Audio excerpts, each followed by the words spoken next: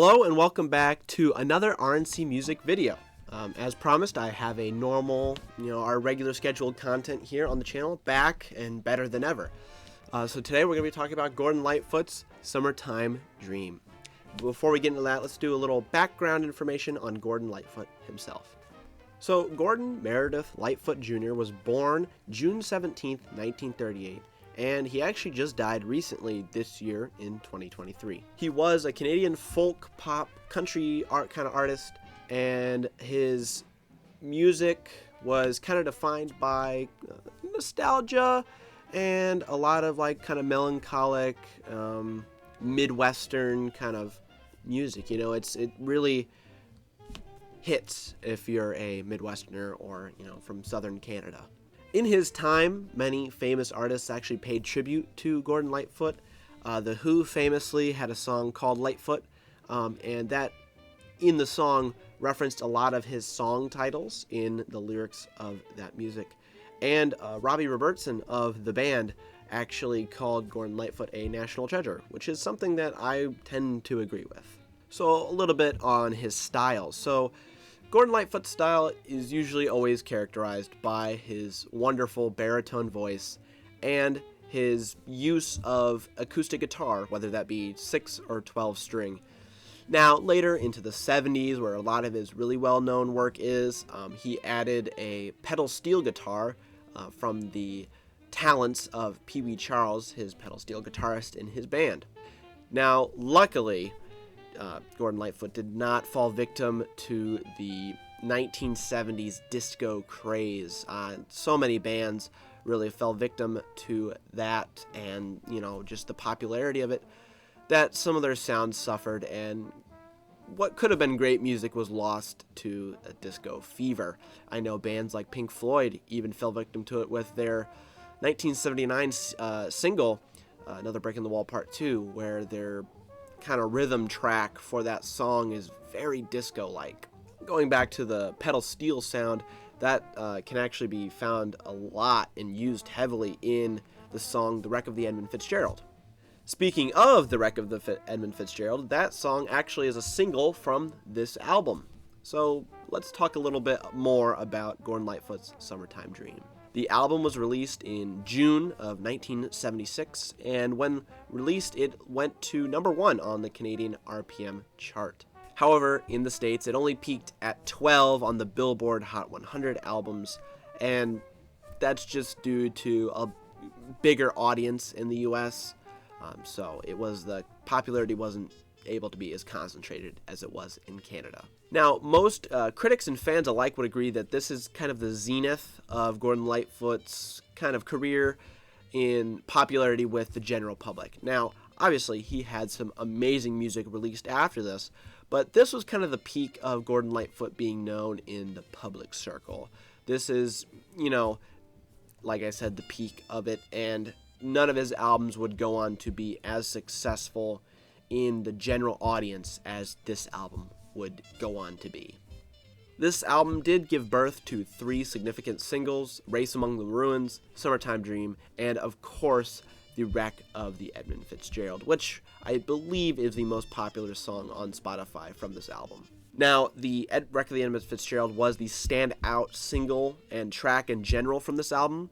It went to number 1 in Canada, and in the United States on the Billboard chart, it went to number 2 on the pop chart, and actually charted a second time at number 50 on the Billboard's country chart, which is not rare, but it is uncommon for a song to cross genres as much as The Wreck of the Edmund Fitzgerald did.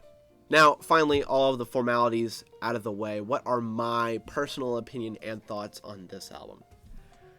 I think that this is a brilliant album. I believe that this is probably one of Gordon Lightfoot's best works. Not to discredit his other albums and songs, but I think that this is a really good culmination of everything that was going on at the time. I think that he was really able to kind of sidestep that disco craze and kind of keep with his own style, which makes this album a very consistent album, in the grand scheme of his other albums, but also within the album itself. There's a lot of consistency. Now, I know that consistency can kind of lead to conformality and, complacency, but I don't think that that is what's happening here. I think that this is just Gordon Lightfoot sticking to his roots, sticking to his guns, and doing what he knows best, and that's creating some very, very good kind of country pop folk music. Obviously, standout track, "The Wreck of the Edmund Fitzgerald." What a beautiful song. I mean, there's been many famous shipwrecks to have happened over, maritime history.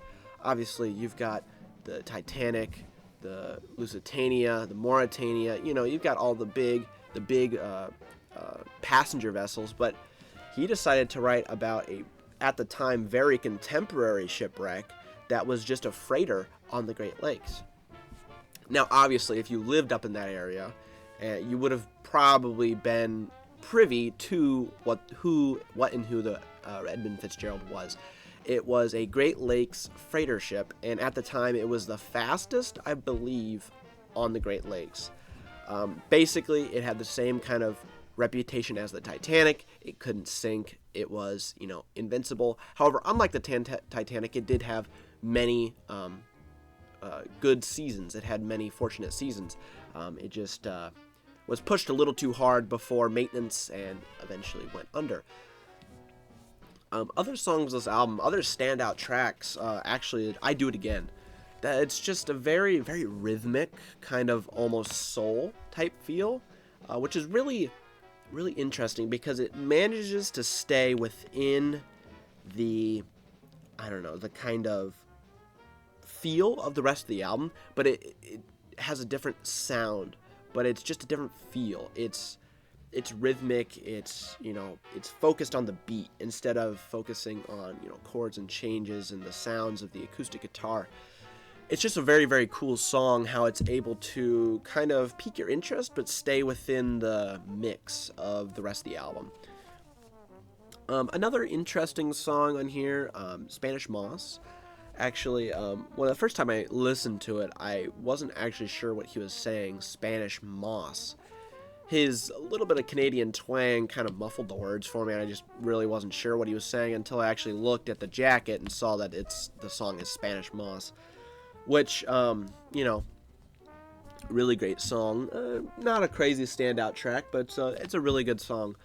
Overall, great album. Of course, one of the singles on here, "Summertime Dream," is also really good. The lyrics are actually printed back here on the back of the jacket. Really, really, really stellar album, I think. I'm not a big fan of country. The country I am a fan of is kind of like that 50s to 60s, kind of twangy, like Johnny Cash, Marty Robbins kind of stuff. This is getting into the point where a lot of country artists were influenced by disco and pop. Glenn Campbell, some of his early stuff's good, but, you listen to some of the stuff from this time, like 1977 Southern Nights, it's very, very disco-driven. And it doesn't really appeal to me as much as some of this kind of folk stuff does. I really like folk music, and this is a really good example of a folk artist doing something in a time where it's a little hard to kind of be your own identity when everything else is just so driven by the popular sound at the time. So, overall, really good album. I would give it an A+ for effort and creativity and everything. It's just such a really good album. If you want to get an introduction into Gordon Lightfoot, if you kind of, you're feeling it, definitely give this album a listen. It's very representative of most of his work. Very, very good. Just taking a look at my copy real quick, I have the later reprise pressing. I know the earlier reprise pressings, I believe, had an orange label with a paddleboat steamer on it, I believe, but this one has the much more interesting squared reprise label on it. I want to say this is a 80s pressing. It sounds phenomenal. A little bit of a thin disc, but that 180 gram snake oil didn't come around until the vinyl resurgence, I believe. There was 180 gram audiophile pressings that existed back in this time, but most of your stuff was like that RCA Dynaflex, which was stupid thin, but it sounds fine to me, to my ears at least.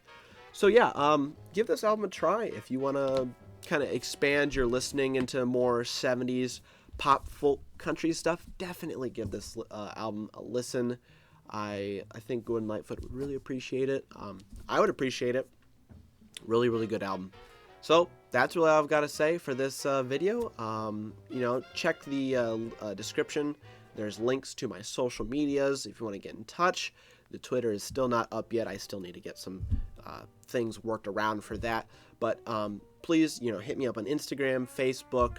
There's a Discord server down there you can join. Me and my friends are in that. You can come talk music, talk tech, do all the stuff you want to do. But yeah, other than that, I don't have much else to say. So this has been RNC Music, and I will see you in the next one. I'm out.